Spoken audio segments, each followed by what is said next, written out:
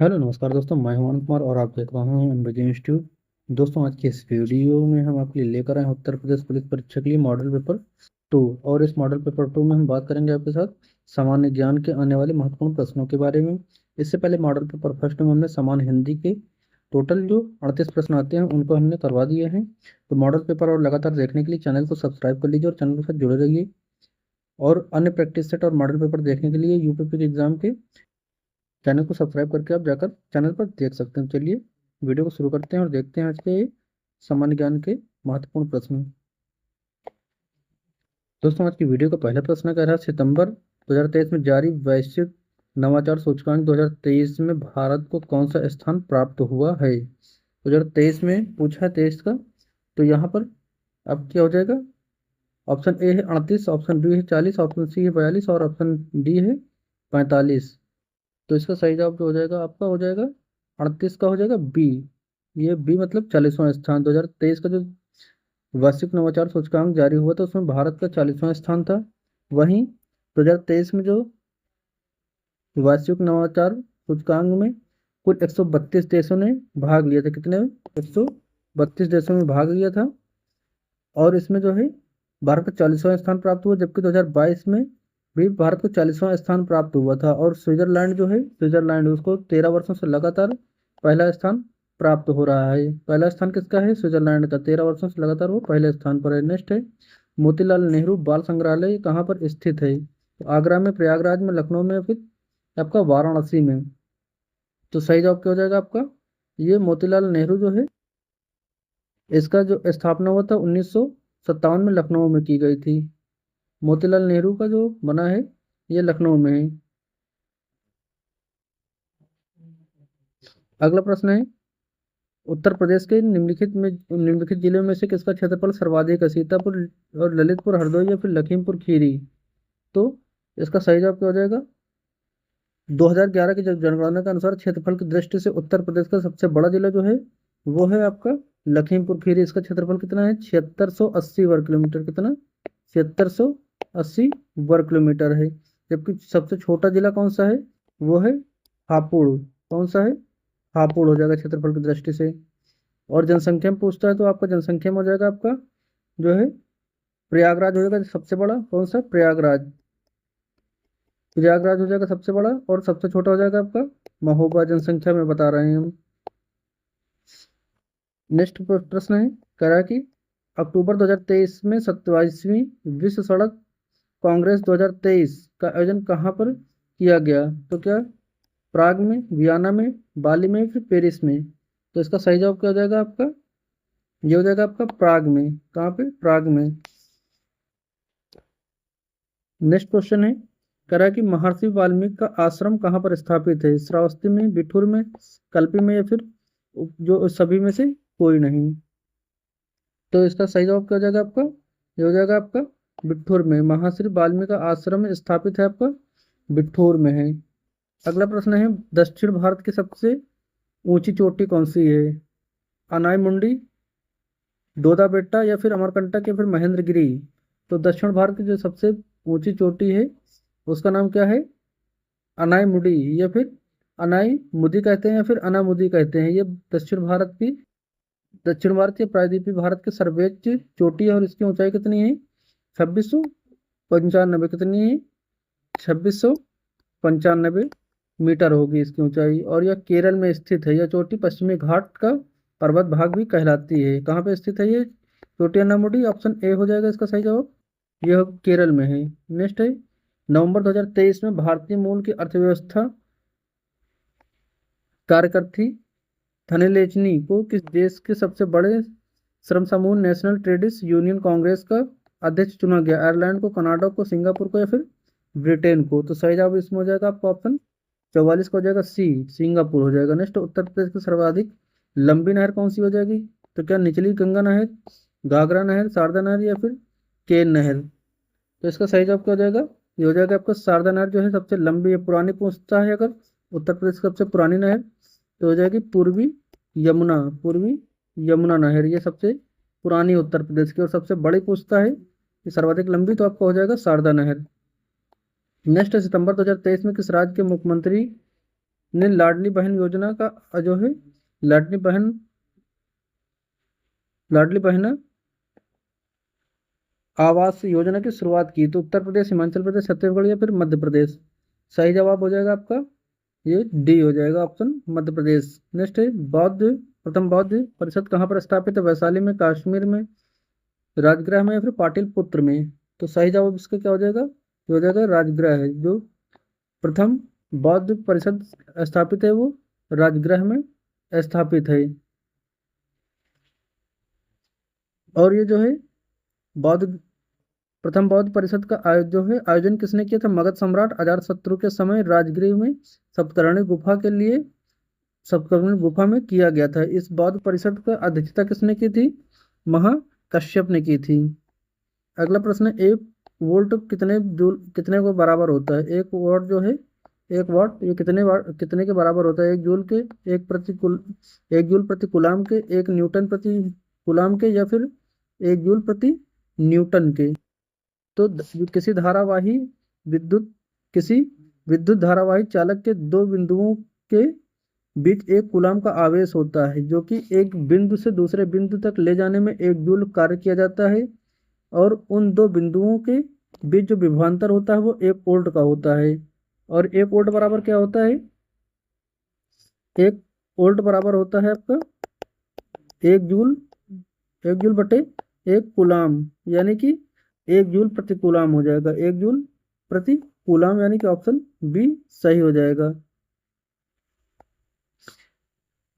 अगला प्रश्न है, भारत के संविधान में उद्देशिका का विचार कहाँ से लिया गया है? भारत के संविधान में उद्देशिका का विचार कहाँ से लिया गया? इटली के संविधान से, कनाडा के, फ्रांस के या फिर यूएसए के संविधान से। तो इसका सही जवाब क्या हो जाएगा आपका? ऑप्शन हो जाएगा इसका डी, यूएसए से। जो भारत के संविधान के उद्देशिका का विचार लिया गया है ये यूएसए के संविधान से लिया गया है। जबकि उद्देशिका की भाषा ऑस्ट्रेलिया के संविधान से ली गई है। अगर इसकी भाषा की बात करता है, उद्देशिका की भाषा की, तो वो कहाँ से लिया गया है? वो ऑस्ट्रेलिया से लिया गया है, ऑस्ट्रेलिया से। लेकिन विचार की बात करता है तो संयुक्त राज्य अमेरिका हो जाएगा, यानी यूएसए। नेक्स्ट है, यमुना एक्सप्रेसवे कहाँ पर? ग्रेटर नोएडा से भारत तक है, ग्रेटर ये नोएडा से आगरा तक है, या फिर आगरा से प्रयागराज तक, या फिर ग्रेटर नोएडा से आपका मथुरा तक। तो सही जवाब इसका क्या हो जाएगा? ये हो जाएगा आपका ग्रेटर नोएडा से आगरा तक है यमुना एक्सप्रेसवे। और आपका गंगा एक्सप्रेसवे कहाँ से कहाँ तक है? तो ये आगरा से आपका प्रयागराज हो रहा है। नेक्स्ट है, अगस्त 2023 में चेन्नई तमिलनाडु के संपन्न हीरो पुरुष एशियाई चैंपियन ट्रॉफी 2023 का खिताब किस देश ने जीता है? तो क्या भारत ने, पाकिस्तान ने, मलेशिया ने या फिर जापान ने। तो इसका सही जवाब क्या हो जाएगा आपका? ये हो जाएगा ऑप्शन ए, भारत ने।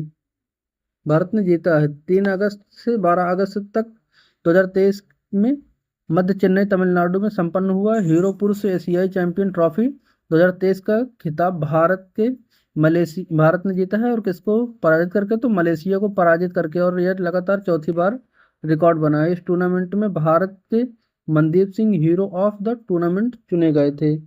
अगला प्रश्न है, वन्य जीव सप्ताह कब मनाया जाता है? तो वन्य जीव सप्ताह कब मनाया जाता है ये भी वीडियो चैनल पर अपलोड है, जाकर आप देख सकते हैं। ये 12 से 19 जनवरी, 2 से 8 अक्टूबर, 21 से 29 मार्च या फिर 7 से 15 नवंबर। तो वन्य जीव सप्ताह कब मनाया जाता है? ये मनाया जाता है आपका कब? ऑप्शन बी, 2 से 8 अक्टूबर। कब मनाया जाता है? 2 से 8 अक्टूबर के मध्य मनाया जाता है। और विश्व वन्य जीव दिवस 3 मार्च को मनाया जाता है। अगला है, सितंबर 2023 में किस भारतीय वैज्ञानिक को नॉर्मन बोरलॉग फील्ड पुरस्कार 2023 के प्रदान किया गया है? तो क्या डॉक्टर मुडिका सुब्बा रेड्डी को, डॉक्टर देवव्रत मैदी को, या फिर डॉक्टर स्वाति नायक को, या फिर डॉक्टर दीप्ति रंजन साहू को। तो इसका सही जवाब क्या हो जाएगा? जल्दी बताएं। सही जवाब इसका हो जाएगा आपका ऑप्शन सी, डॉक्टर स्वाति नायक को। डॉक्टर स्वाति नायक को 2023 का भारतीय वैज्ञानिक को नॉर्मन वोल्कर फील्ड पुरस्कार से सम्मानित किया गया है। अगला प्रश्न है 54 नंबर, कह रहा है मनुष्य में लाल रुधिर कणिकाओं का जीवन काल कितना होता है? तो 80 दिन, 90 दिन, 120 दिन या फिर ये 140 दिन। तो इसका सही जवाब क्या हो जाएगा? ये हो जाएगा आपका 120 दिन। लाल रुधिर कणिकाओं का जो जीवन काल होता है ये होता है आपका 120 दिन का होता है। और ये जो लाल रुधिर कणिकाएं होती हैं इनका श्वसन अंगों के ऑक्सीजन लेकर सारे शरीर में पहुंचाने का कार्य करती हैं और इनका जीवन काल 120 दिन का होता है। इसके बाद ये कहाँ पर इनका विनाश होता है तो पीहा में। कहाँ पर? पीहा, प्लीहा में इसका विनाश हो जाता है। अगला प्रश्न है, खाना बनाते समय निम्नलिखित में से कौन सी विटामिन अत्यधिक ताप के कारण नष्ट हो जाती है? Vitamin A, vitamin D, vitamin C या फिर विटामिन के।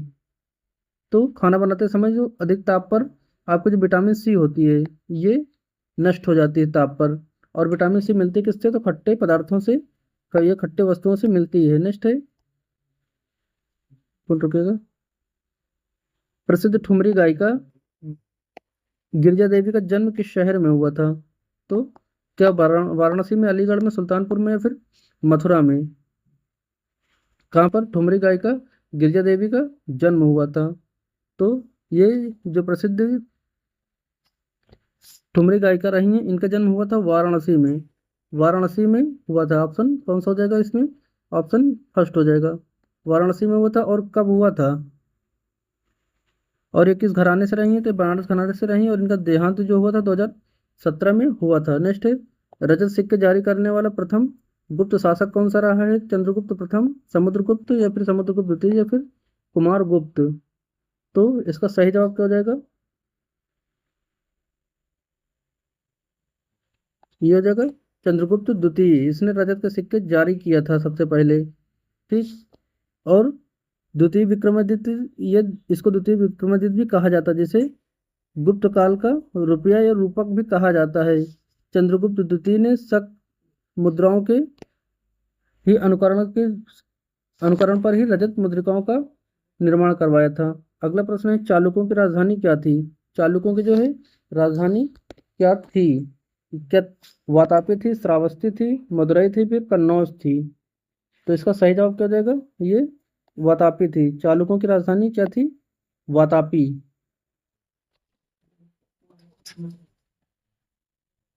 ये छठी सातवीं शताब्दी में वातापी यह चालुक्यों की राजधानी थी। और वातापी के चालुक्य राजवंश का वास्तविक संस्थापक किसे कहा जाता है? ये पुलकेशिन प्रथम को कहा जाता है। अगला है, नेपाल की मुद्रा क्या है? नेपाल की जो मुद्रा है वो क्या है? तो क्या रुपया है, टका है, रुपया है या फिर डॉलर है?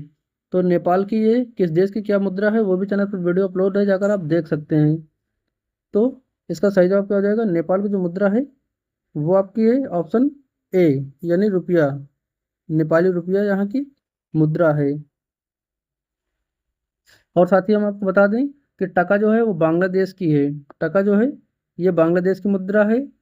और आपका जो डॉलर है ये डॉलर यूएसए की मुद्रा है। ईस्ट तिमोर तथा संयुक्त राज्य अमेरिका की मुद्रा है ये। और जो रुपया है ये कहाँ की मुद्रा है? तो इंडोनेशिया, रुपया मालदीव की मुद्रा है।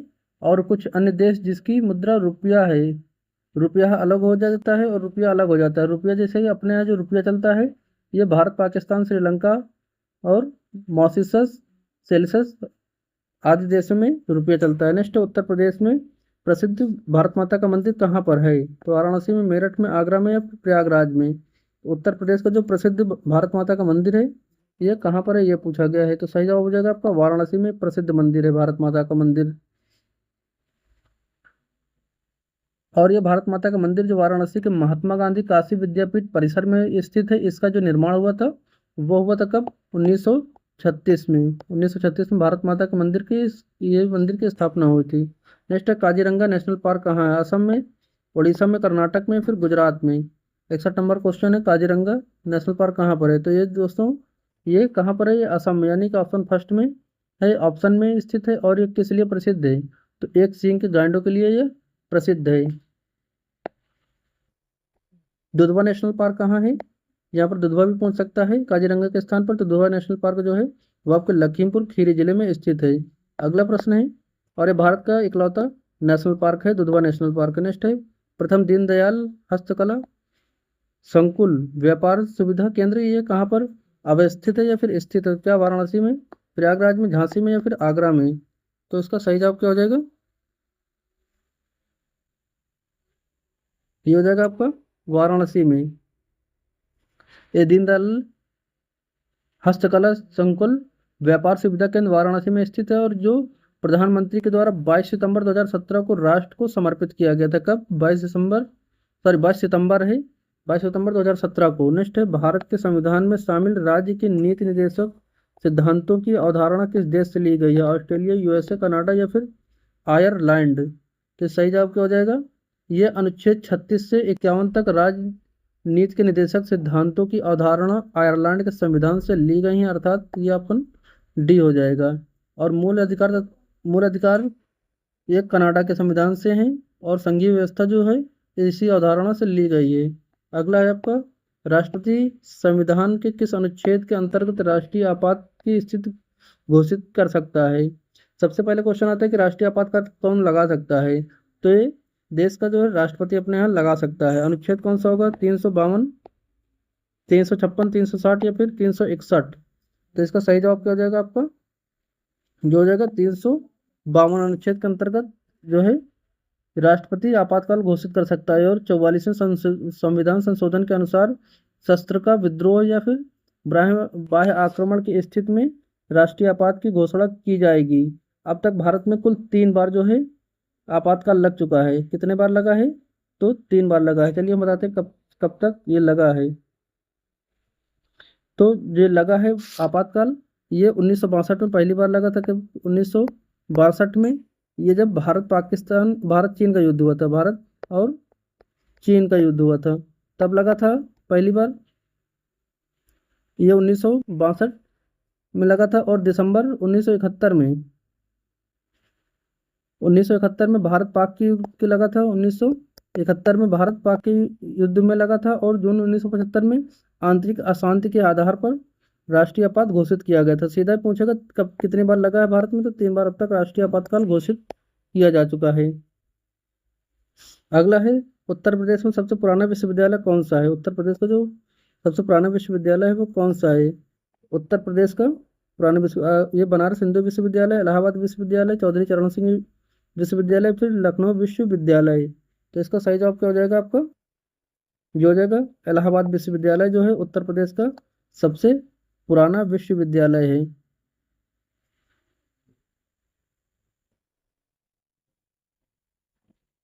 और इसकी स्थापना कब हुई थी?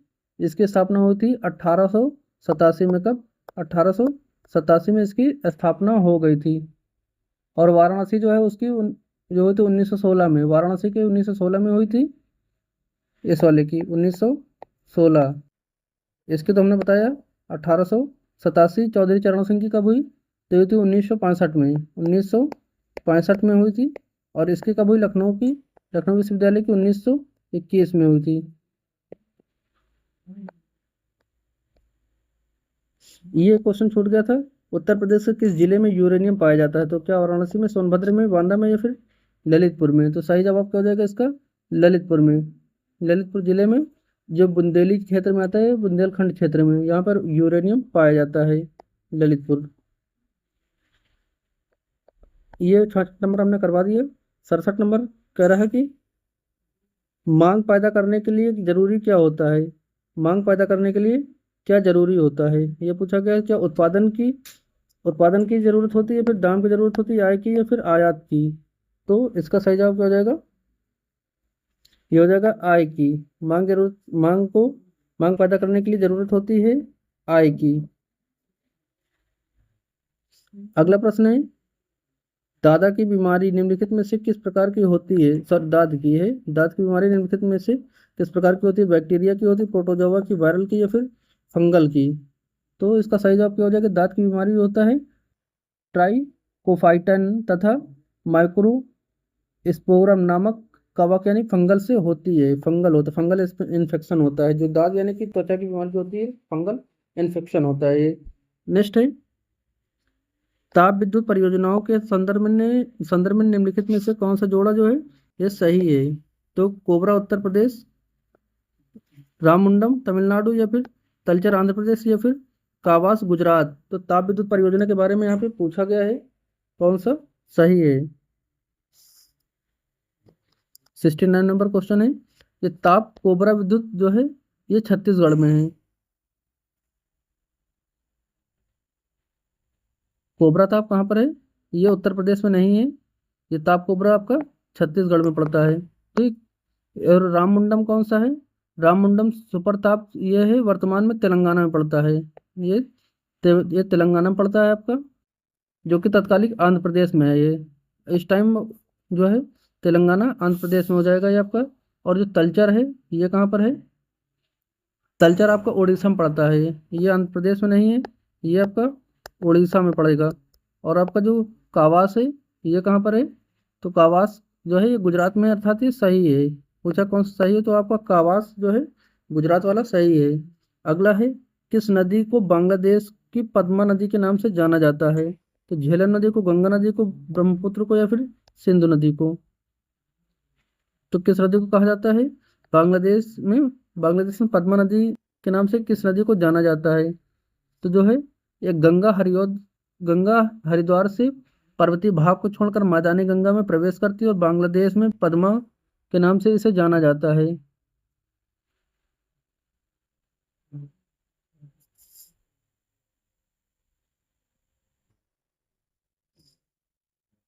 ये हो जाएगा आपको गंगा नदी। गंगा को बांग्लादेश में किस नाम से जानते हैं, पद्मा नाम से जानते हैं। झीलों का अध्ययन को क्या कहा जाता है, झीलों का जो अध्ययन होता है उसे क्या कहते हैं, क्या लिम्टोलॉजी कहते हैं, पोटमोलॉजी कहते हैं, फिर टोपोलॉजी कहते हैं, फिर हाइड्रोलॉजी कहते हैं। तो इसका सही जवाब क्या हो जाएगा, ये हो जाएगा आपका लिम्नोलॉजी। लिम्नोलॉजी कहते हैं झीलों के अध्ययन को। और इसके अंतर्गत झील तालाबों, नदियों और नम यानी कि आर्द्र भूमियों का अध्ययन किया जाता है। नेक्स्ट क्वेश्चन है, सिख गुरु को स्वयं को सच्चा बादशाह कहा था, किस सिख गुरु ने स्वयं को सच्चा बादशाह कहा था, गुरु गोविंद सिंह ने, गुरु हरगोबिंद ने, गुरु तेज बहादुर ने, या फिर गुरु अर्जुन देव ने। तो इसका सही जवाब क्या हो जाएगा, गुरु अर्जुन देव ने स्वयं को सच्चा बादशाह कहा था। किसने, गुरु अर्जुन देव, अर्थात ऑप्शन डी हो जाएगा।